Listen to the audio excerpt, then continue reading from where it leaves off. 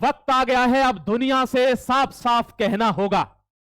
देश प्रेम की इस प्रबल धारा में हर देशवासी को बहना होगा। जिसको तिरंगा पराया लगता है वो मेरा देश छोड़ दे। जिसको तिरंगा पराया लगता है वो मेरा देश छोड़ दे। हिंदुस्तान में हर भारतीय को हिंदुस्तानी बनकर रहना होगा। हेलो, नमस्कार, जय हिंद, वंदे मातरम। स्वागत करता हूं आपका आप जीतेंगे पर। पूरे देश में हाई अलर्ट हो चुका है। ध्यान रखिएगा, अभी आर्टिकल आपको दिखाऊंगा कि पूरे देश में सिर्फ जमीनी बॉर्डर्स पर नहीं जबकि कोस्टल बॉर्डर्स पर भी पूरे देश में हाई अलर्ट जारी हो चुका है। BSF, CISF, CRPF, ITBP, Assam rifles, SSB, सारी सेनाओं में हाई अलर्ट है। सबकी ड्रिल शुरू हो चुकी है। यह मैं आपको क्यों कह रहा हूं, बहुत अच्छे से दिखाऊंगा, क्योंकि भारत पर ड्रोन हमला हो सकता है। यह इंटेलिजेंस की खबर है कि पाकिस्तान में हालत ऐसी हो गई है कि भारत पर राशन नहीं जाने देंगे। राशन तुम नहीं जाने दोगे, रास्ते तजारती और भी है, खुलवाएंगे सारे रास्ते। खत्म कर रहे हैं हम, आटे में सब्सिडी खत्म कर रहे हैं हम। तुम्हें कहते हैं तुम्हारे मुंह पे मारते हैं सब्सिडी। तुम राशन हमारे हवाले करो, तुम राशन से बाहर निकलो, हम जाने हिंदुस्तान जाने। ऐसी हो गई है कि भारत पर ड्रोन हमला हो सकता है। कश्मीर जो पाकिस्तान ने हत्याया हुआ है, गिलगित बल्तिस्तान जो पाकिस्तान ने हत्याया हुआ है, वो अब अपने आप को वहां से निकालना चाहता है। और उसका भाषण आपने अभी सुन लिया होगा कि हमारे देश से निकलो पाकिस्तान, अब हम तय करेंगे, हिंदुस्तान तय करेगा कि हमें क्या करना है। यह मैंने आपको सुनवा दिया है।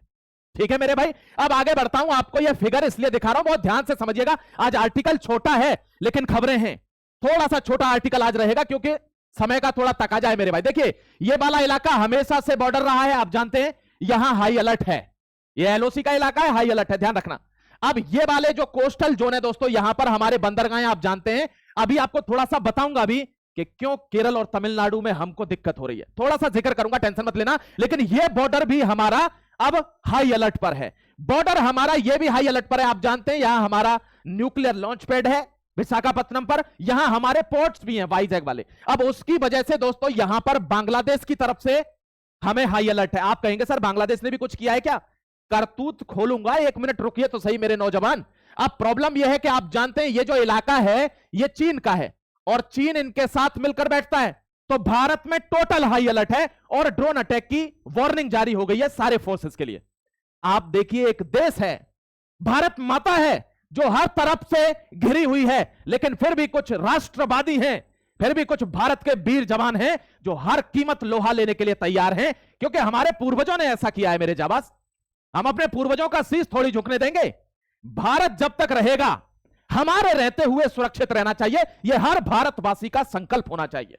मैं आपको दिखाता हूं, अब देखिए, इंडिया ऑन हाई अलर्ट। अब की बार कोई एरिया का नाम नहीं आया है, इंडिया का नाम आया है। भारत पूरा हाई अलर्ट पे है फॉर पॉसिबल ड्रोन स्ट्राइक्स। कौन करेगा? एक ही आदमी करेगा। किसके ड्रोन होंगे? टर्की के ड्रोन होंगे, ध्यान रखना। टर्की ने भी हमारे लिए कुछ बोला है, आपको दिखा दूंगा। तो यह ड्रोन अटैक हमारे पास हो सकता है। भारत ने पूरे बॉर्डर पर हर जगह एंटी ड्रोन सिस्टम्स डिप्लॉय कर दिए हैं। हर जगह पर चाक चौबंदी पूरी है, सैनिक तैयार हैं। आप हिमाकत तो करके देखो, इस बार देखो, यह भारत की तैयारी है मेरे भाई, ध्यान रखना। और आपको इजराइल का कंट्रीब्यूशन भी आज दिखाने वाला हूं, बहुत ध्यान से समझिएगा आज आर्टिकल को। देखिए, trial started BSF CISF from teams. यहां पूरे तमिलनाडु कोस्ट पर, विशाखापत्तनम, केरला, मुंबई, कांडला, गुजरात, हर जगह पर हमारा टीम प्रैक्टिस करने लग गई है, यानी ड्रिल्स जो है वो रेडी हो गई है, तैयार हो गई है। ध्यान रखिएगा मेरे भाई। अब मैं आपको बताता हूं कि मैंने क्यों कहा ऐसा, क्योंकि इस बार बात केवल लैंड बॉर्डर्स की नहीं है कि लोंगेवाला वाला कांड हो जाए या इधर चाइना वाला कांड हो जाए, नहीं, एलएसी एलओसी तक नहीं। इस बार कोस्टल सिक्योरिटी जरूरी है, क्योंकि अब पाकिस्तान भारत के व्यापार पर हमला करना चाहता है, क्योंकि वो भूखा मर रहा है। और आप जानते हैं जो भूखा मरता है वो हमेशा यह चाहता है कि दूसरा भी भूखा मरे। इसलिए पाकिस्तान चाहता है कि कोस्टल इलाके जहां पर पूरा व्यापार डिपेंड है वहां हमला कर दीजिए।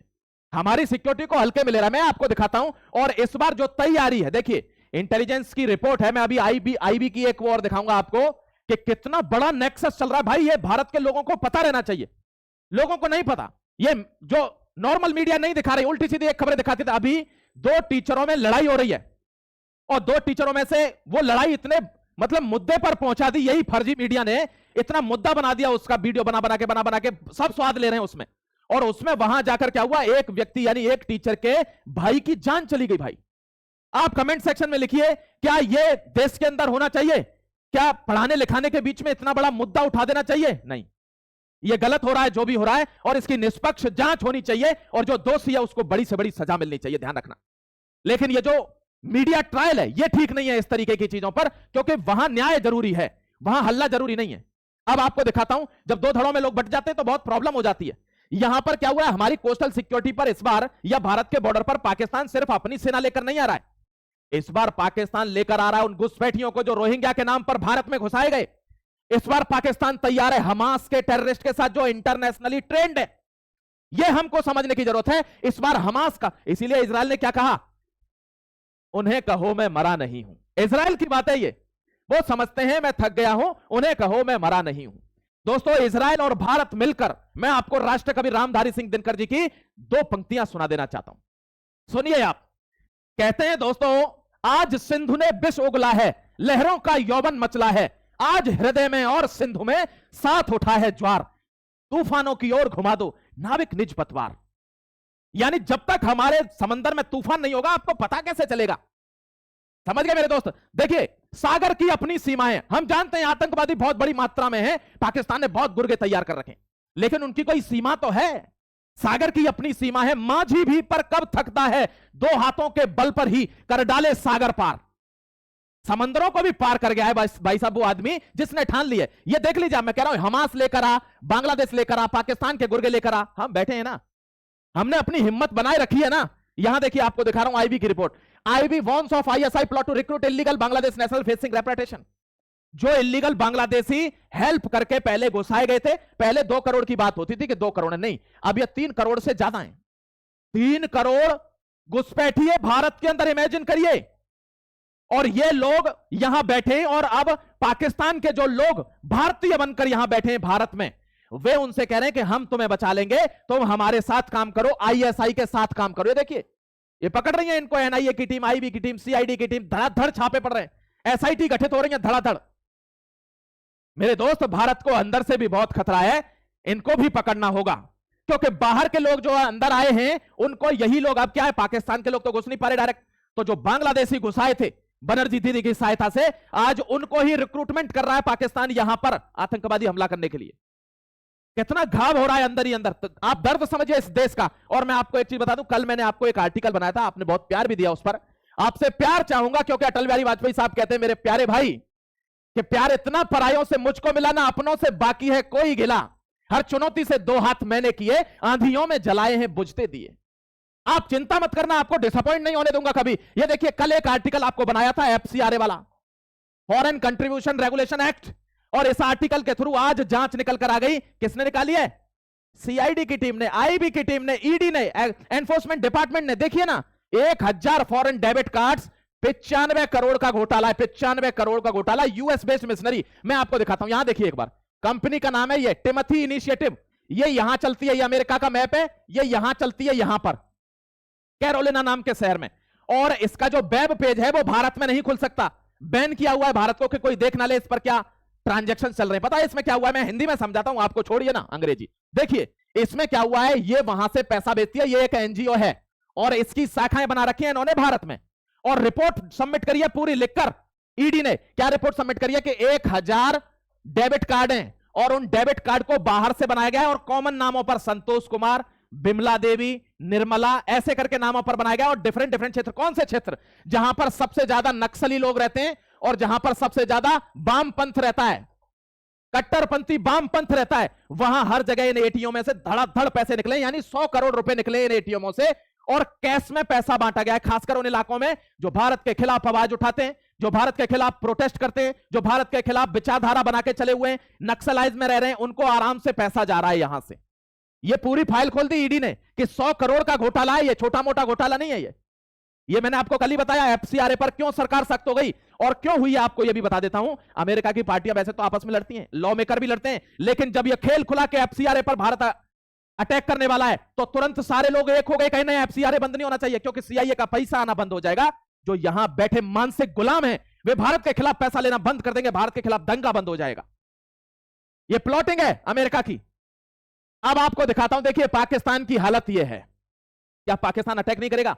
इस हालत से बचने का क्या रास्ता है, आप बताइए। एक रास्ता है, और वो है भारत के ऊपर अटैक। जैसे ही भारत के ऊपर अटैक होगा, सेंटिमेंट चेंज हो जाएगा, और हर पाकिस्तानी पाकिस्तान की तरफ हो जाएगा, क्योंकि नसों में तो वही है पाकिस्तान।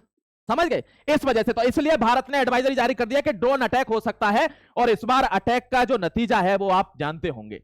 मैं कई बार दोहरा चुका हूं, आप समझते होंगे क्या ये इससे कह रहा है माई बाप खाने के लिए रोटी नहीं है, कुछ मिल जाएगा क्या? ये क्या कह रहा है जानते हो? ट्रंप कह रहा है शहबाज तुझे शर्म नहीं आती क्या? ए शहबाज तेरे अंदर शर्म लिहाज खत्म हो गई क्या? वो कह रहा है अरे अब्बा जान शर्म होती तो हम ये कुकर्म करते क्या भारत के खिलाफ? शर्म तो हम बहुत पहले बेच खाए हैं जब हमने कश्मीर पर आक्रमण कर दिया भारत की एब्सेंस में, और आधा पीओके बनाकर उसका नाम आजाद कश्मीर रख दिया। हम तो बेशरम उसी टाइम पर हो गए थे। हमसे आप शर्म की एक्सपेक्टेशन कर रहे हो? ये देखिए, ये है वो गिलगित बल्तिस्तान और इलीगली ऑक्यूपाइड जम्मू कश्मीर। यहां पर दोस्तों ये लोग नारे लगा रहे हैं, रावलकोट और जो सो कॉल्ड आजाद कश्मीर है वहां पर इनका जो लीडर है वो नारे लगा रहा है कि हमारे मुल्क को छोड़ो, हम संभाल लेंगे, हम और हिंदुस्तान तय करेंगे कि हमको कैसे रहना है, तुम यहां पर निकलो, यहां से हमारे देश से हमें आजाद करो।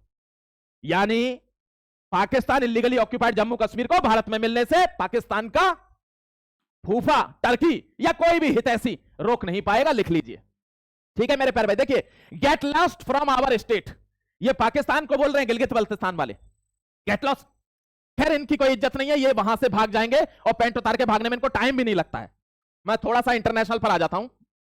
रशिया ने भारत को साइबेरिया में बड़ा खजाना, यानी साइबेरिया के जो रेयर अर्थ मिनरल्स हैं उनके लिए भारत को एक्सेस दे दिया है कि आप इधर उधर मत घूमिए। जब तक आप अपने नॉर्थ ईस्ट में रेयर अर्थ मेटल्स या अपने आंध्र प्रदेश में रेयर अर्थ मेटल्स नहीं ढूंढ लेते, तब तक आप रशिया से लीजिए, साइबेरिया में बहुत है। यानी हमने चीन की डिपेंडेंसी खत्म कर दी। ये होता है मित्र। ये कौन है? ये रशिया है। कहते ना दोस्तों, साथ तक वो रुकता है जिसको आपकी फिक्र होगी, जिसको आपसे फायदा नहीं होगा वो नहीं रुकेगा। समझ गए? यहां ध्यान रखना। आप देखिए, Israel radars to be made in Tamil Nadu. मैंने कहा था ना इस बार पाकिस्तान अकेला नहीं आएगा, वो घुसाए हुए रोहिंग्या, पाकिस्तानी आतंकवादी लश्कर तैयबा जैसे मोहम्मद मुजाहिदीन, और उसके साथ आएंगे कौन? ये इस बार आ रहे हैं हमास वाले। तो अब इनका इलाज कौन करता है असली तरीके से? अपना भाई करता है ना, ये इजराइल ये करेगा मेरे प्यारे भाई। और एक चीज और आपको खुशखबरी बता देता हूं कि भारत की जो ट्रेड हो रही है यूएई से, वो ट्रेड डॉलर में होती थी या 20% दिरहम में होती थी, दिरहम में। अब ये 90% रुपए और दिरहम में ही होगी, डॉलर मिनिमम 10%। 90% ट्रेड जो है वो डॉलर और दिरहम में ही होगी। यूएई से हम जो भी खरीदेंगे, ऐसे धीरे धीरे करके हम अपने सिस्टम की तरफ बढ़ रहे हैं। देखिए, यह है भारत का जिगरी। इसने क्या कहा है कि Netanyahu says Israel want leave occupied land in Lebanon. Lebanon में जो हमने जमीन घेरी है, छोड़ेंगे नहीं उसको। तुम क्या सोचो छोड़ देंगे?